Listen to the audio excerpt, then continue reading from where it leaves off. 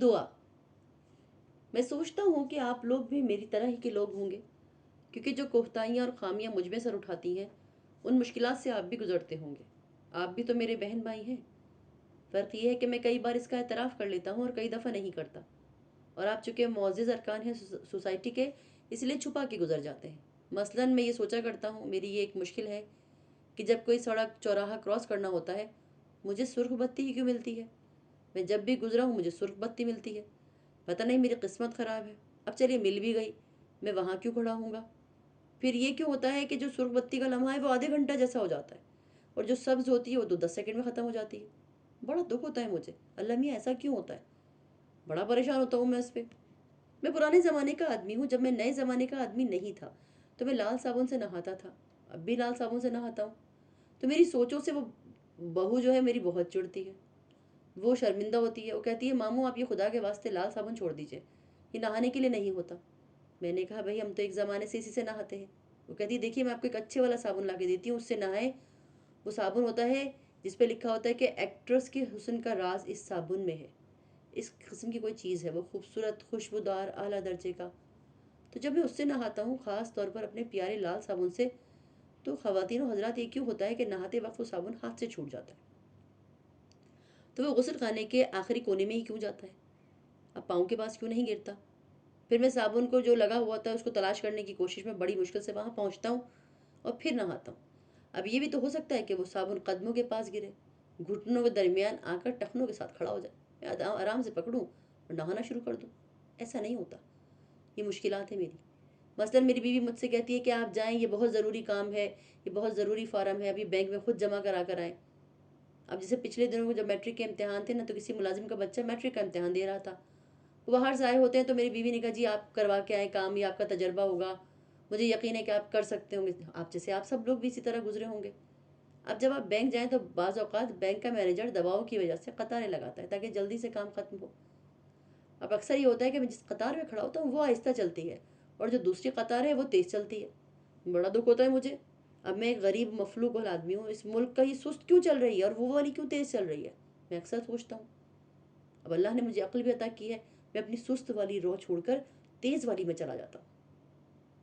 اب جب میں وہاں پہنچتا ہوں تو یہ سست چلنا شروع ہو جاتی ہے، اور جس کو میں نے چھوڑا تھا وہ تیز چلنا شروع ہو جاتی ہے. تو زندگی کے اس پیچ و خم میں مجھے بڑی شکایتیں ہیں اور میں بڑا جھگڑتا ہوں. لیکن ہوتا یہ ہے کہ جب میں شام میں تھک ہار کے واپس آتا ہوں تو میں شکوہ نہیں کرتا، کیونکہ یہ سب کے ساتھ ہوتا ہے. یہ میرا ویژن ہے، یا مجھے ایسا لگتا ہے. مجھے تو ایسا لگتا ہے کہ شاید دنیا کے سارے پہاڑ مجھ پر ہی ٹوٹے. یہ سرخ بتی بھی مجھے کو ملتی ہے، میرا ہی صابن پھسل کر کونے میں چلا جاتا ہے. لیکن اس میں ایک تکلیف دہ بات جہاں میں پہنچانا چاہتا ہوں وہ یہ کہ جو دعا ہوتی ہے نا، جو ہم سب مانگتے ہیں، وہ اس کے مانگنے کے وقت اور اس کے مانگنے کے طریقے پر مشتمل ہوتی ہے. اب جیسے مجھے دعا کے مانگنے اور اس مانگنے کے طریقے کو اپناتے ہوئے بڑی مشکل کا سامنا کرنا پڑتا ہے. جب بھی پڑھتا تھا شاید اب بھی پڑھتا ہے. مسئلہ نہیں کہ کبھی کبھی نماز پڑھنے کے بعد جب میں تحیات پہ پہنچتا ہوں تو میری جان آفت میں پڑ جاتی ہے. جسے کھٹا کھٹ اس کو ختم کروں سلام کر کے، اور سلام پہ پھیروں تو آگے دعا کا مرحلہ ہے. اب میں ربنا آتینا پڑھنے کے بعد بھاگتا ہوں. اب جو کنیکشن ہے نا جس کے حضور میں وہ دعا اسپیشل کی جاتی ہے وہ جڑ نہیں پاتا. پتہ نہیں کیوں لوگ دعا مانگتے وقت، یہ شاید مجھ پر ہی ایسا ہوتا ہے، کیفیت تاری ہوتی ہے کہ میں دعا سے جان چھڑانے کی کوشش کرتا ہوں. حالانکہ دعا تو بنی ہی آپ کے لیے ہے. آپ اپنی عرضی لے کر اللہ کے راہ میں روتے ہوئے پہنچتے ہیں، منہ بسوڑتے ہوئے، اور جو ایک ہوتا ہے نا پیچھے پڑ جاتے ہیں اللہ کے، بس وہیں کے ہو جاتے ہیں کہ اللہ اس بات کو منظور کر، نہیں تو میں نے واپس گھر نہیں جانا. تو یہ کیوں ہوتا ہے کہ جو چیز ہمیں مقصود ہے وہ ساری عبادت میں وہیں پہ ہم آ کے رک جاتے ہیں. میرے خیال میں اوروں کے ساتھ بھی ہوتا ہوگا. میں نے عرض کی نا کہ کیونکہ بہن بھائیوں کا بڑا قریبی رشتہ ہوتا ہے. اب یہ بھی ایک مسئلہ رہا میری زندگی میں کہ دعا کو کس طرح اپنایا جائے اور کس طرح سے اس کو اپنے آغوش میں لیا جائے، گرفت کو مضبوط کر دیا جائے. یہ فن ہمیں کسی نے نہیں سکھایا، ہمارے بڑوں نے ٹھیک طرح سے نہیں بتایا، یہ ڈھونڈنا پڑتا ہے خود ہی. اب جب ہم دعا اتنی تیزی سے مانگتے ہیں تو اس میں کوتاہی پیدا ہوتی ہے، اور ہم اکثر شکایت کرتے ہیں کہ جی دعائیں مانگی تو بہت تھیں، ایڑیاں رگڑ رگڑ کے مانگا تھا لیکن کچھ ہوا نہیں، اللہ ہماری دعا قبول ہی نہیں کرتا.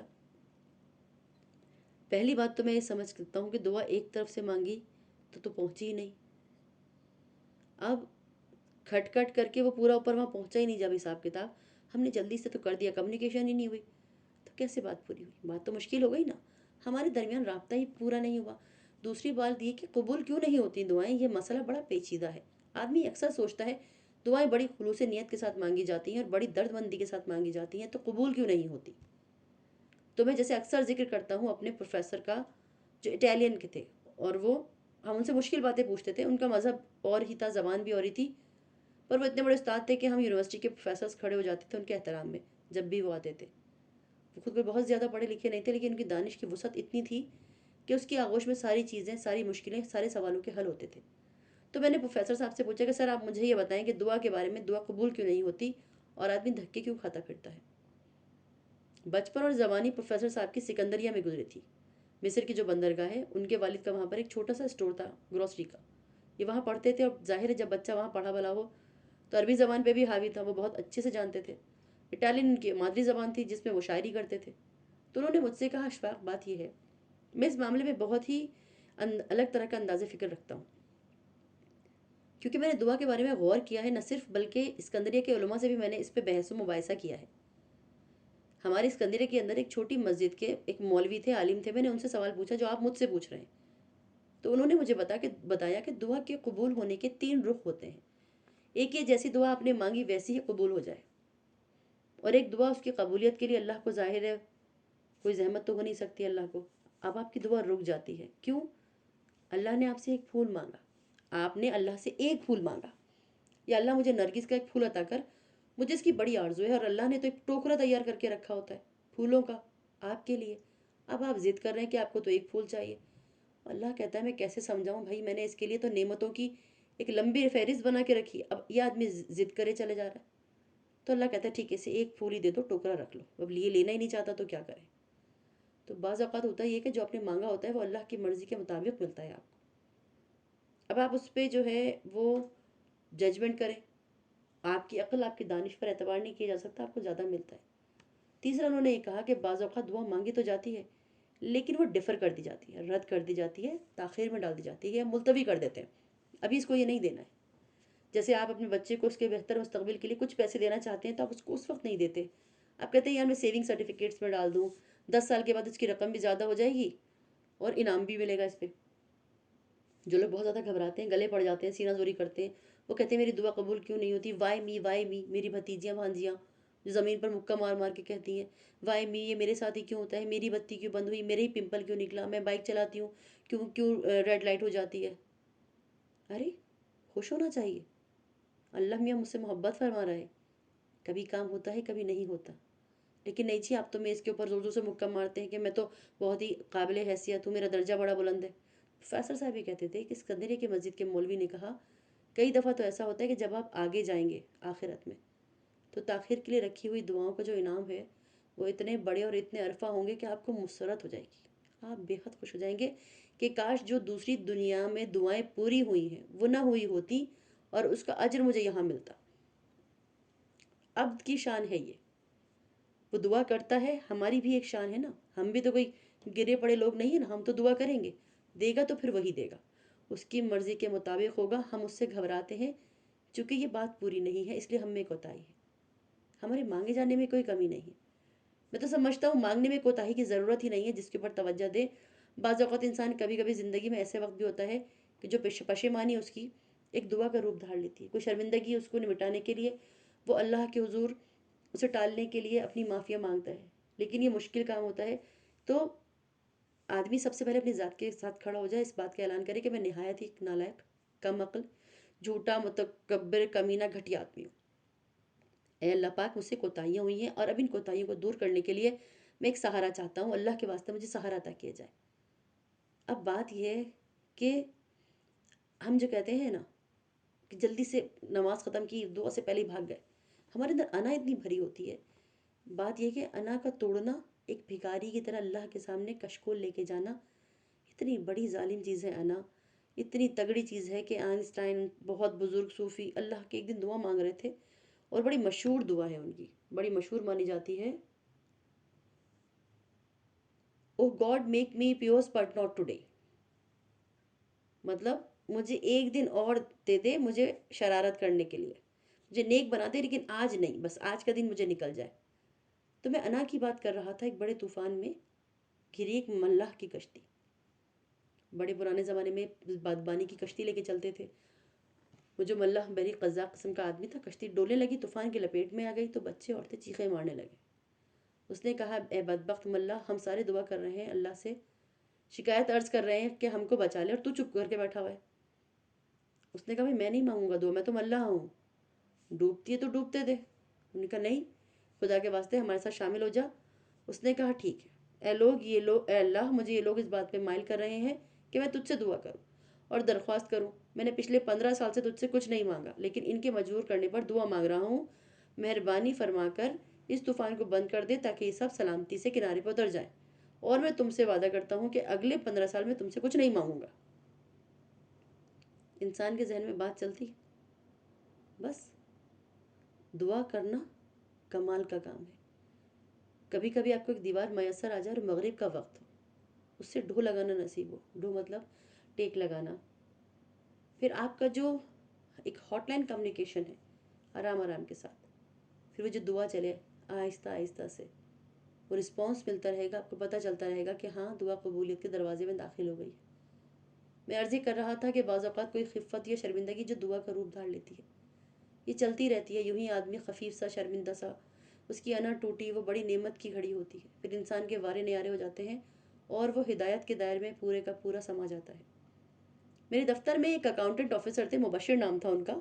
وہ کام کرتے تھے، بڑا ریگولر آدمی تھا، وقت پہ آتا تھا، ٹکا کر کام کرتا تھا، وقت پر جاتا تھا، کچھ کام اوور ٹائم بھی کر لیا کرتا تھا. بہرحال اس نے لیکن دل و جان کے ساتھ، لگن کے ساتھ کام کیا ہمیشہ. ایک دن وہ دفتر صبح آنے کے بجائے 12:30 بجے کے قریب آئے. میں باہر کھڑا تھا، مالی کے ساتھ کوئی بات کر رہا تھا، وہ گزرے. میں نے کہا یہ آپ کے آنے کا وقت ہے. شاید مجھے ایسا کہنا نہیں چاہتا، میں غصے میں تھا تھوڑا. اس نے کہا صاحب میں معافی چاہتا ہوں. میں نے کہا معافی سے کوئی کام نہیں چلے گا، 12:30 کا کوئی ٹائم نہیں ہے، چلیے آپ 10-15 منٹ لیٹ ہوتے. میں نے بڑی سختی سے کہا میں آپ کا جو ہے وہ آپ کی ACR میں لکھوں گا میں یہ سب کچھ. کہنے لگا نہیں سر، اب میری بات تو سنیں. میں نے کہا میں دفتر آئیں پھر بات کریں. وہ آ کے بیٹھ گیا. اب جو میں انا کی بات آپ سے کر رہا ہوں نا، اس نے کہا سر میں معافی چاہتا ہوں، میں بڑا شرمندہ ہوں کہ میں وقت پہ نہیں آ سکا. میں نے کہا خالی شرمندگی سے کچھ کام نہیں چلے گا، مجھے ایکسپلینیشن چاہیے آپ کی. کہنے لگے نہیں جناب آپ مجھے معاف کر دیں. اب میں باس تھا، ایسے کیسے ہوتا؟ باس ایک بڑی ہی بیہودہ سی چیز ہوتی ہے، یعنی کہ آپ سمجھیں. وہ کہنے لگا میری بیٹی 3rd ایئر میں پڑھتی ہے، وہ رات اپنی ماں سے جھگڑا کر رہی تھی اور غصے میں آئی. ماں اور بیٹی کے تو کچھ زیادہ تو میں ہوئی، وہ گھر سے نکل گئی.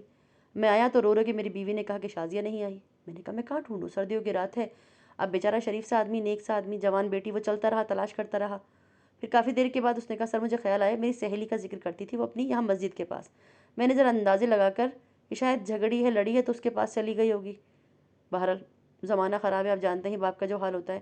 دروازہ کھٹکھٹایا، رات کے 1:30 بجے تھے. سہیلی کا والد نکلا. میں نے ڈرتے ڈرتے پوچھا تو اس نے کہا ہاں دونوں سہیلیاں سوئی ہوئی ہیں. میں نے کہا اللہ شکر کرو.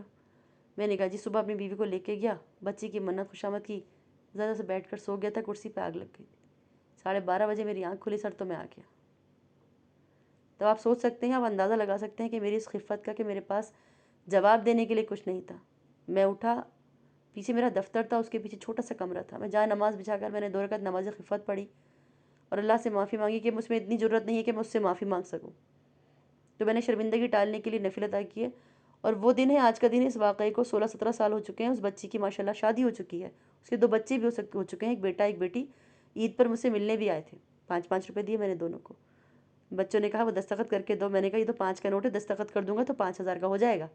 اس نے کہا اس لیے تم کروا رہے ہیں. تو اس کا باپ بھی تھا، نانا بھی تھا. وہ چلے گئے. میں اتنے برس گزرنے کے بعد بھی جب بھی موقع ملتا ہے میں نماز خفت پڑھتا ہوں. میں اس مقافات جس سختی سے پیش آیا تو بہرحال مجھ سے کوتاہی ہوئی، میں ٹھیک نہیں رہ سکا. تو ہر لمحہ ہم سے کوتاہیاں ہوتی ہیں. میں جلد میں، وقت کم ہوتا ہے. پروفیسر صاحب کی بات مکمل کرتا ہوں. وہ یہ راز کی بات جو میں نے آج تک کسی کو نہیں بتائی، خاص طور پر آپ کے لیے دعا مانگنے کے لیے. انہوں نے کہا زبانی دعا مانگنے سے بہتر ہے کہ عرضی لکھ کر مانگی جائے. ایک صاف ستھرا سا کاغذ لے لیجئے، اس کے اوپر بسم اللہ لکھ کر محترم جناب پروردگار یا اللہ میاں جو آپ لکھتے ہیں جلہ جلالہ، لکھ کر کے حضور مجھ پہ یہ مشکل آئی اور میں سوچتا ہوں، پھر پیراگراف، پھر سب کچھ کر کے اس کو لپیٹ کے جیب میں ڈال لیں. اب آپ نے کوئی امائنڈمنٹ کرنی ہو تو وہ کرتے رہیں، اور مرضی کے جب تک آپ اس پہ فوکس ہو کر دعا نہیں لکھیں گے تو ربنا آتینا کے ساتھ پورے داخل ہو جائیے. ویسے ہی عرضی کیجئے جس سے آپ سرکار کو ڈالتے ہیں. جو 2 ٹکی کی سرکار کے آپ اتنے چکر لگاتے ہیں نا اس کے آگے پیچھے، ویسا ہی کاغذ لے لیجئے۔ میرے پروفیسر نے کہا تھا کہ لکھا کرو دعا، دعا کا طریقہ جو میں نے بھی آپ کو بتایا میں آپ کی خدمت میں عرض کر چکا ہوں کہ اپنے تمام دعا کو کاغذ پہ لکھیے اور آزما کے دیکھیے، اس سے بڑا فائدہ ہوگا۔ اللہ آپ کو اپنے حفظ و امان میں رکھے، آسانیاں عطا فرمائے اور آسانیاں تقسیم کرنے کا شرف عطا فرمائے۔ اللہ حافظ۔